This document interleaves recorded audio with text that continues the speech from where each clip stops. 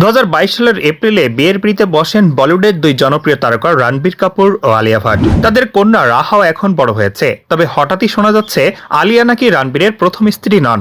কথা আবার জানিয়েছে খোদ রণবীর কাপুর। ম্যাশেবল ইন্ডিয়ার সম্প্রতি একটি সাক্ষাৎকারে রণবীর জানিয়েছে, একবার একজন নারী পুরোহিতকে নিয়ে তার বাড়িতে চলে এসেছিলেন এবং বাড়ির গেটে মালা দিয়ে মনে মনে রণবীরকে বিয়ে করেন। তাই সে সময় নাকি রণবীর তার প্রথম স্ত্রীকে দেখার জন্য মুখিয়ে। রণবীর বলেন, আমি এটাকে পাগলামি বলবো না, কারণ বিষয়টিকে অনেকে নেগেটিভ অর্থে ধরে নিতে পারে। তবে একটি মেয়ের গল্প, যার সঙ্গে আমার কখনো দেখাও হয়নি, কিন্তু বাড়ির সিকিউরিটি আমায় জানিয়েছিলেন তিনি একজন পুরোহিতকে সঙ্গে নিয়ে এসেছিলেন এবং আমার বাড়ির গেটের সামনে দাঁড়িয়ে বিয়েও করেন। আমি আমার বাবা মায়ের সঙ্গে যে বাংলোতে থাকতাম সেখানকার গেটে সিঁদুরের টিপ এবং কিছু ফুল রাখা ছিল। আমি তখন শহরের বাইরে ছিলাম। শুনে তো অবাক, ভক্তের পাগলামো আর কি।